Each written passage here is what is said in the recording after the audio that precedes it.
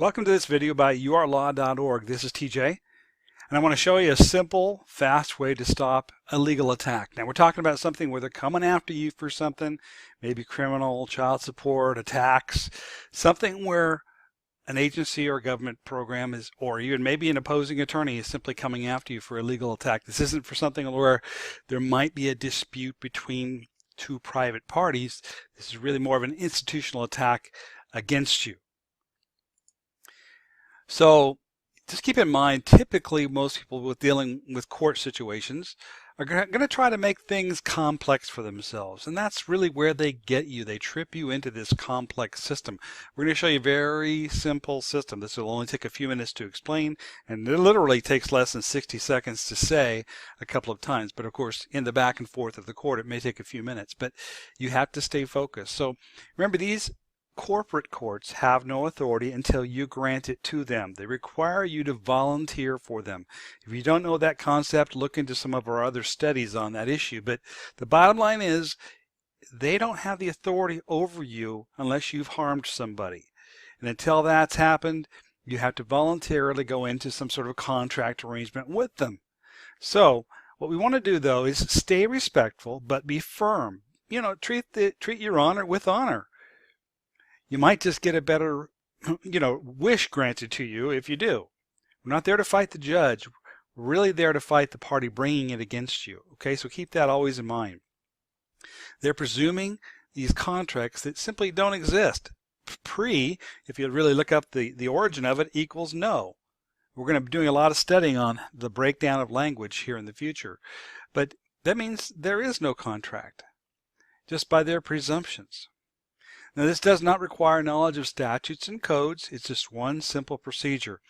And, like I said, it could be traffic, criminal, child support, even a lawsuit by a third-party debt collector, a tax agency, something where somebody's, it could be the grass cops or the building inspector. Who knows? Whoever's bringing it some authority, saying they have authority over you, you have to challenge that authority. Again, this is not for disputes between individual parties. But put all the burden of proof on the accuser. Keep doing this, constantly asking questions or a conditional acceptance. Does that apply to me? Or I'll accept that if you can prove it applies to me. That's a conditional acceptance. So keep that methodology in mind. We're always putting the burden of proof on them. So in writing or in person, this technique could be used. And this has been done by many of our members, and recently we had somebody come to us and remind us just how simple it really is, and this person's had a lot of success with multiple cases with this. So on the ticket or the document, the letter, the bill, whatever it is, you're going to direct your attention towards that party bringing it to you, that agency or that individual. We're really not going to go after the judge. We want them on our side, but we want to direct it towards the proper party and get their support. This really to the party dragging you into something, okay? So you could write this, like maybe you get a ticket or an indictment or something that's come to you, it's been delivered to your door. The first thing you should do is respond with something along these lines. Now, this might slightly change, but don't add much to it. Keep it simple. The simpler, the better. And if I was in court or you were in court, you might have to stand up and say something, but you could simply write something to this effect if it's just on the document. You might have to do both. You might have to write on it and still show up and do it again in court. Don't be afraid to do something very simple. So you might say, well, before they call you up, you say, I'm here on that matter. Before we can proceed on this matter, as director and beneficiary of my legal person and corporation, you have 21 days to respond in writing and provide proof of claim with evidence that you have legal and lawful authority as my public servant to bother me at all. And you can put it in slightly different words if you're trying to be polite, but generally speaking, you need to be that blunt.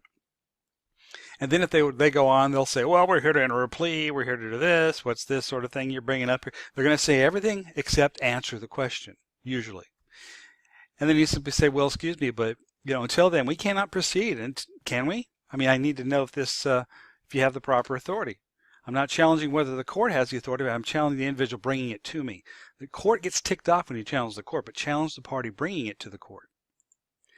So don't fall for their tricks. And the court will try to pull you off your position. They're going to go off to other issues, say we're not here for that, whatever.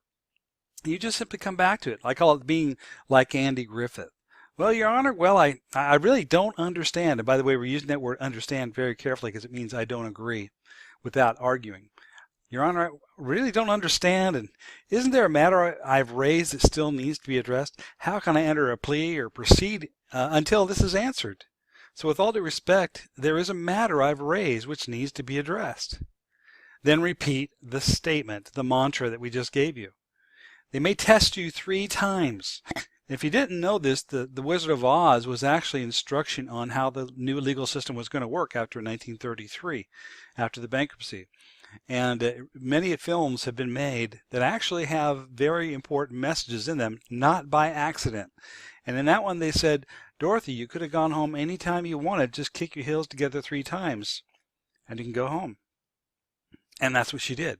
Well, they may test you 3 times, so be prepared for them to ignore it, act like it's stupid or crazy, try to make you go away and come back, sit you down and bring you back later. Whenever this happens, you start over again. Go right back to the same message. 3 times is the charm sometimes. So again, I do not understand, nor can I consent to proceed until, and so you don't want to consent to proceed until they answer and provide evidence of authority. You're not just asking them to tell you that there's a statute. You want the evidence of authority. Then repeat yourself and address the prosecutor or the attorney coming against you, okay? Before we can proceed in this matter, as director and beneficiary of my legal person or corporation, you have 21 days to respond in writing. By the way, memorize this. Say it a few times until you can say it in your sleep. Before we can proceed with this matter, as director and beneficiary of my legal person or corporation, you have 21 days to respond in writing and provide proof of claim with evidence that you have legal and lawful authority as my public servant to bother me at all. Until then, I cannot consent to proceed. Do you understand? And again, keep directing this, keep saying this. You can do this sort of in writing and in live situation, or both. Be prepared. That won't be hard for you to memorize these simple lines and stay on script. Okay. Then if you want to go into situations like subrogation, which we've taught, we've discussed with our members, we've had a lot of success with that.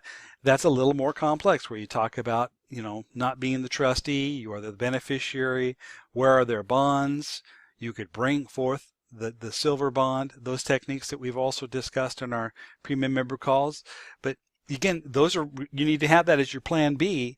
But this is your initial salvo whenever you get into one of these situations. Start with this first, then bring in those techniques as it moves forward if necessary.